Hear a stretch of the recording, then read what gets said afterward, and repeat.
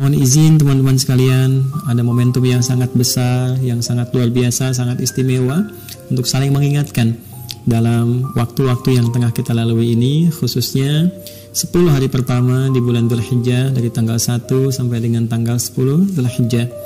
Ada satu hadis yang sangat luar biasa disampaikan dari Nabi sallallahu alaihi wasallam, diriwayatkan oleh Imam Al-Bukhari dari Ibnu Abbas radhiyallahu taala anhuma. Beliau menyampaikan qala Rasulullah sallallahu alaihi wasallam, ma minal ayyam al-'amalu shalihu fiha ahabbu ila Allah. Yani hadhihi al-ayyam al-'ashr. Jadi ada satu perputaran waktu dalam setiap tahun, 365 hari dalam tahun kalender Masehi, 354 atau 55 hari kurang lebih dalam penanggalan Hijriah. Dari tahun ini yang terus berganti, ada 10 hari saja yang saat kita beribadah di 10 hari itu, maka amalan kita menjadi dicintai oleh Allah Subhanahu wa taala.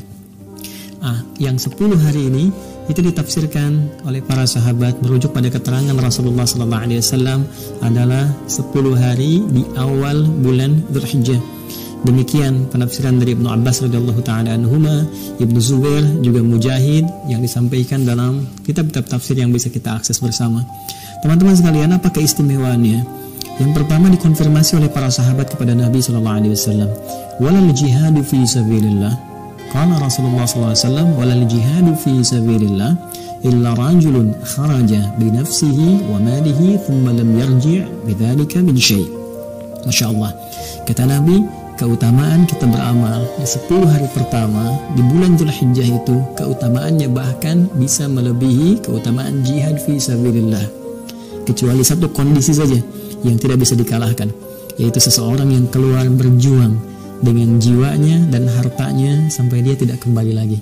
Artinya kalau ada orang berjuang, ya berjihad di jalan Allah Subhanahu wa taala, baik dalam konteks militer misalnya atau dalam konteks pengabdian, ya seperti situasi sekarang ada orang berjuang, ya para nakes kalau diniatkan beribadah itu Masya Allah, ya, berjihad dengan kekuatannya, ya teman-teman juga yang di militer, di kepolisian, atau teman-teman yang semua berjuang untuk menangani wabah secara bersama-sama, diniatkan ibadah karena Allah Subhanahu wa taala, lantas kemudian dia wafat dalam perjuangan itu nilainya tinggi di hadapan Allah Subhanahu wa taala. Karena itu saya pun mengajak semua niatkan ibadah, bagi yang muslimnya, yang dokternya, yang nakesnya, yang bekerja di lapangannya, semua kita bersama-sama, ataupun kita yang bekerja seperti biasa, para ibu merawat anak-anak, niatkan untuk berjuang di jalan Allah Subhanahu wa taala sehingga punya nilai kemuliaan di sisi Allah Subhanahu wa taala.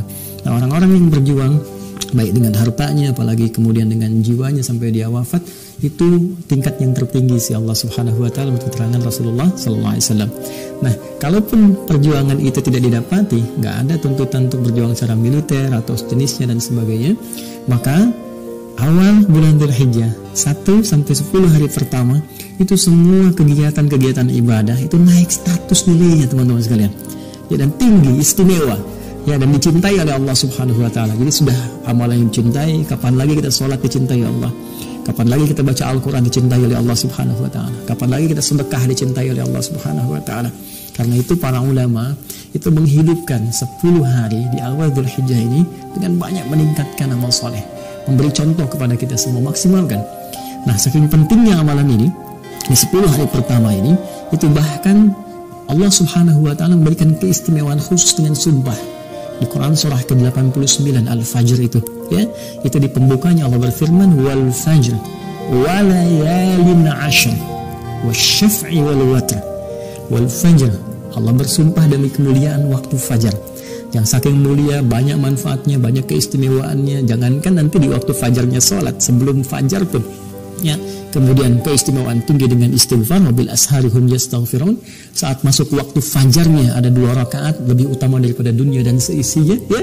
Kemudian setelah itu apa yang Allah sampaikan, walayalin 'ashr, ya, walayalin 'ashr, dan 10 malam yang istimewa itu. Banyak tafsiran sekali disampaikan, ya, ada yang menafsirkan 10 pertama malam Ramadan, ada yang menafsirkan 10 pertama Al-Muharram, tapi tafsiran yang paling kuat walayalin 'ashr adalah tafsir yang langsung disampaikan Nabi SAW sendiri, dikonfirmasi sahabat Ibnu Abbas, yaitu 10 malam pertama bulan Dzulhijjah. Masya Allah, 10 malam ya, walayalin 'ashr, bahkan wasyaf'i wal watr, baik genap atau ganjilnya. Dan di sini banyak yang menafsirkan adalah puasa di tanggal 9 khususnya, ya, yang kita kenal dengan puasa Arafah dengan ke-10 hari penyembelihan itu. Jadi bayangkan betapa Allah memuliakan, menjadikan bagian dari sumpah. Nabi menyampaikan dengan sumpah Allah ini naik setiap amalan jadi istimewa di hadapan Allah Subhanahu wa taala. Karena itu saya Adi Hidayat ingin mengajak kepada teman-teman semuanya, terutama pada diri saya pribadi, mari kita mencoba memperbaiki diri, meningkatkan amal saleh yang momentumnya nggak kita dapatkan setiap waktu. Ini cuma setahun sekali, ya, seperti Ramadan sebulan setahun sekali, kan? Kemudian juga ada Senin Kamis setiap pekan datang, ada Ayyamul Bid pertengahan bulan setiap bulan datang sekali. Tapi yang ini cuma setahun sekali dan cuma 10 hari. Setelah itu kita nggak dapatkan lagi. Ya, karena itu ayo kita coba rinci amalan terbaik kita. Setiap hari apa yang bisa kita lakukan? Ya, yang ada harta kita bersedekah, kemudian yang ada waktu untuk meningkatkan amal saleh, salat tingkatkan dengan amalan sunnahnya, kita perinci duhanya, rawatibnya, mutlaknya. Kemudian ada yang paling hebat teman-teman sekalian, bisa kita optimalkan dengan menghafal Quran, ya, murajaah Al-Quran. Kemudian juga bisa kita dengan tingkatkan membaca Al-Quran, ya. Yang ingin puasa silahkan diperbanyak. Ya, ini juga bulan Al-Hurum, termasuk rangkaian 4 bulan Hurum dari Dzulqa'dah, Dzulhijjah, Al-Muharram, kemudian Rajab. Ini Dzulhijjah masuk bulan Hurum. Ya, karena itu boleh kita memperbanyak puasa sampai dengan tanggal 9 nanti. Ya, yang sudah punya paket ini silahkan maksimalkan, ya, dibaca, kemudian tingkatkan menghafal, bismillah, menghafal, maksimalkan. Apalagi kan sekarang kita ada terbatas, ya, aktivitas kita bisa isi dengan ini semua.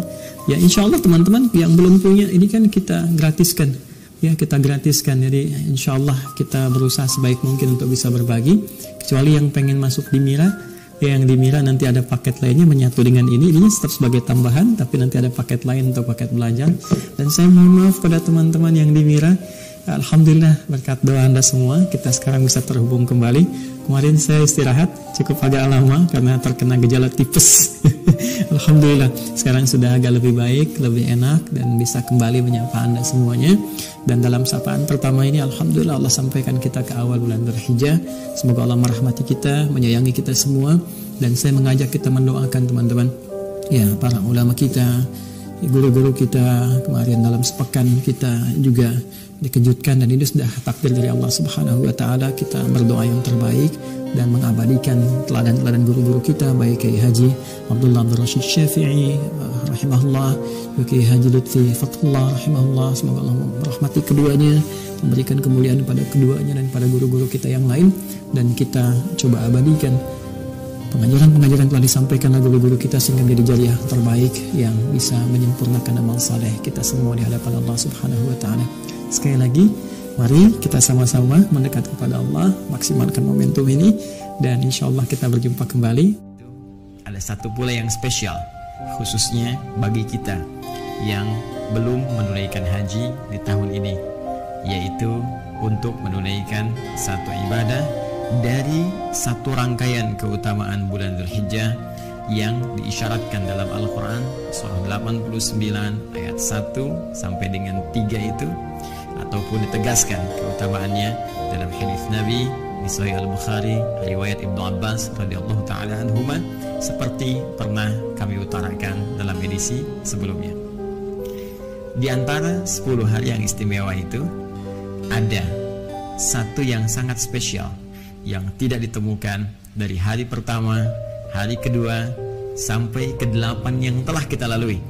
Tapi hari itu akan tiba tepat saat kita berada dalam program ini, saat kami sampaikan tausiah pada kesempatan kali ini, yaitu hari ke-9 di bulan Dzulhijjah, yang langsung narasinya disampaikan oleh Nabi SAW yang mengandung banyak keistimewaan dan kemuliaan.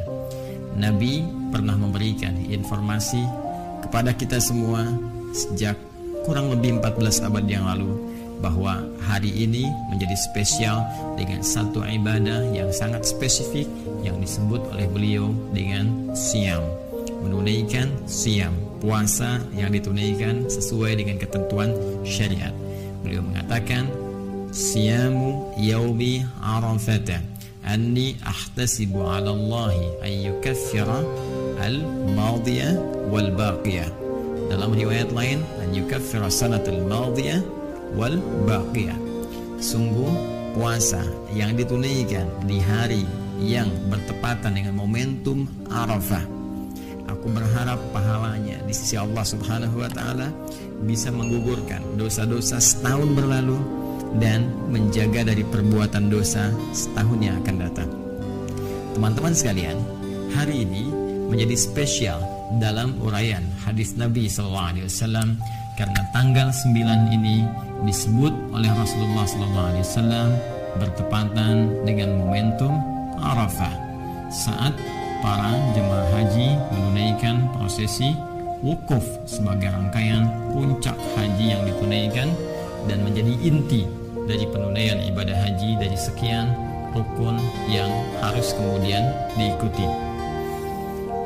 Di sini Nabi SAW memberikan arahan kepada kita. Dalam momentum ini kita diminta oleh Rasulullah untuk menunaikan ibadah spesifik berupa siam. Tidak main-main, pahalanya bisa menggugurkan dosa setahun berlalu.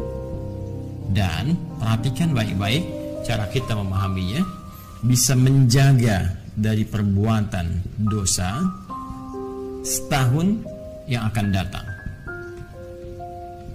Masya Allah.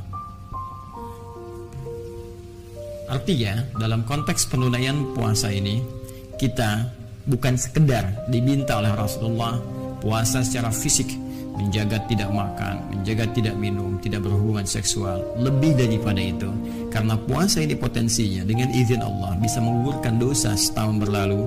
Karena itu cara mengisinya akan lebih baik jika kita iringi dengan mengevaluasi kesalahan-kesalahan yang pernah diperbuat oleh kita dan berpotensi dosa setidaknya setahun ke belakang.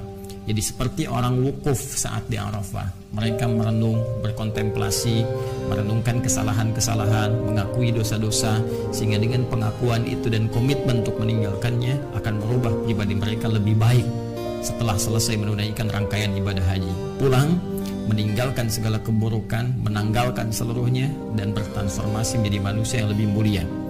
Pun demikian, orang yang belum punya kesempatan untuk berhaji, di tepat pada momentum yang sama, Nabi minta untuk menunaikan puasa dan mengisi puasa itu dengan kontemplasi, dengan renungan seperti orang wukuf yang berada di Arafah.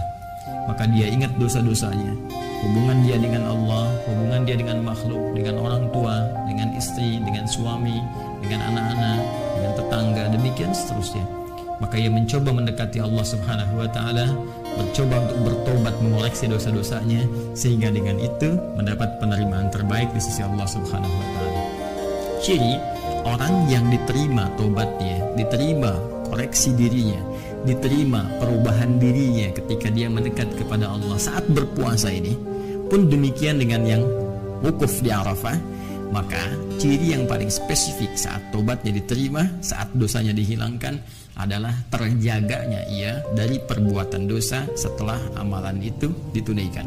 Karena itu Nabi memberikan isyarat Allah akan berkenan mengampuni dosa setahun yang akan datang. Maksudnya adalah dia akan terjaga dari perbuatan dosa, sehingga tidak mudah anggota fisiknya untuk mengarah pada perbuatan maksiat. Karena berhasil puasanya di hari ini, maka ada penjagaan dari seluruh anggota tubuhnya. Matanya tidak mudah melihat perbuatan maksiat, telinganya tidak mudah mendengar yang salah, demikian lisannya tidak mudah bertutur yang keliru sampai ke ujung kakinya. Ada penjagaan setidaknya selama setahun ke depan. Kalau dibiasakan, maka tiap tahun akan terjaga, dan transformasinya akan melahirkan nilai-nilai kebaikan pada setiap sifat dan sikap yang terbawa dari aktivitas manusia yang paripurna ini.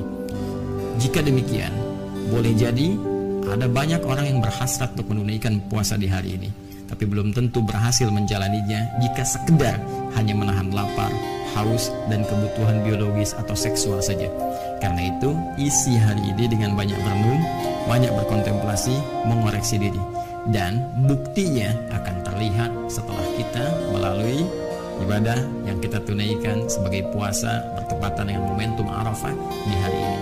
Jika setelah puasa ini belum mampu kemudian lahir penjagaan-penjagaan tadi, ini menunjukkan ada yang kurang berhasil dalam puasa yang ditunaikan itu. Maka mari buktikan kepada Allah bahwa alhamdulillah kita diberi kesempatan tahun ini. Ini hanya datang setahun sekali, ya. Momentum perubahan, momentum taubat, momentum penerimaan hanya setahun sekali. Jika kita tidak dapat di tahun ini, kita harus tunggu tahun depan. Karena itu, mari kita berjuang, berikhtiar, dan membuktikan kepada Allah dengan kesungguhan kita bahwa semua yang diberikan kepada kita, kesempatan yang mulia ini, kita bisa maksimalkan dengan sebaik-baiknya.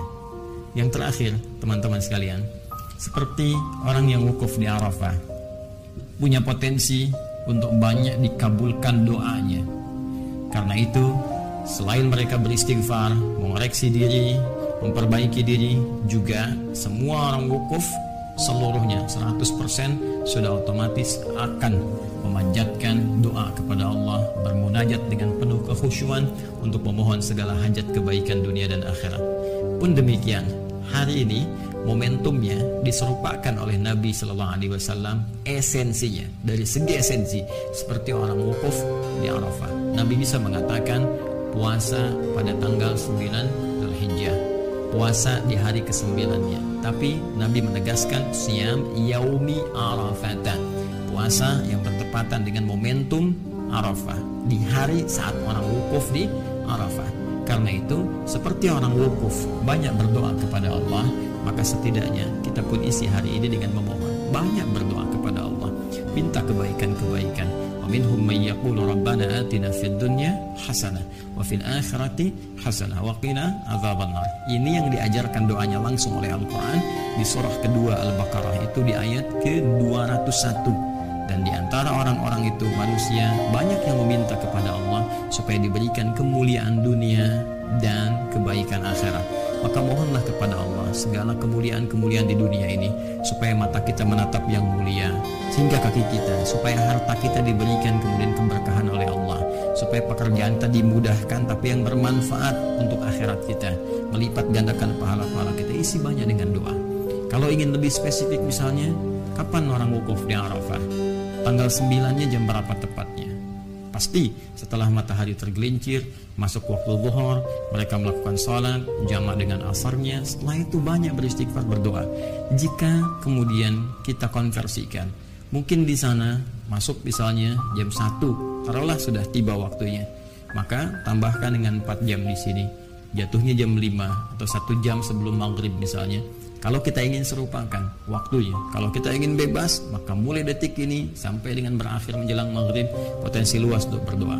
Tapi kalau momentumnya kita ingin dekatkan, kita bisa ambil misalnya waktu menjelang maghrib, kita duduk untuk bermohon, kita khusyukkan diri kita dengan penuh keyakinan, dan semoga dengan itu Allah bukan hanya mengampuni dosa kita, tapi mengabulkan seluruh hajat kita. Dengan itulah kemudian besok kita bisa bertakbir, dan takbir adalah lambang keberhasilan kita untuk bisa mendekatkan diri kepada Allah. Karena itulah di Quran surah kedua Al-Baqarah di akhir ayat 185, ketika kita menutup perjuangan kita untuk mendekat kepada Allah saat Ramadan, kita bertakbir, walitukabbirullaha ala ma hadakum wa la'allakum tashkurun, supaya engkau banyak bertakbir karena Allah telah berikan petunjuk kepadamu. Mari kita buktikan kita berhasil, kita mendapat petunjuk, kita berubah, kita menjadi lebih baik dalam pandangan Allah, supaya besok kita bisa beridul adha dan bertakbir dengan penuh kebahagiaan, kebanggaan sebelum pulang menghadap Allah Subhanahu wa taala. Saya Adi Hidayat pun demikian harus memberikan contoh pertama dari apa yang saya sampaikan ini. Maka saya bermohon maaf kepada saudara-saudariku dimanapun Anda berada atas setiap sifat, sikap, tutur, perbuatan yang sudah pasti akan terjadi banyak kekeliruan, kesalahan dari apa yang pernah saya perbuat. Saya memohon maaf yang sebesar-besarnya dengan penuh segala kerendahan hati mewakili keluarga besar kami, dan dengan itu pula saya ingin menyampaikan hal yang paling utama, semoga Allah memuliakan kita, semoga Allah memaafkan segala kesalahan kita, mengampuni dosa-dosa kita, dan saya pun membebaskan, memaafkan segala hal-hal yang terkait dalam kehidupan, supaya kita bisa lebih nyaman menghadap kepada Allah Subhanahu wa taala. Demikian, semoga bermanfaat. Subhanakallahumma wa bihamdika, asyhadu an la ilaha illa anta, astaghfiruka wa atubu ilaik.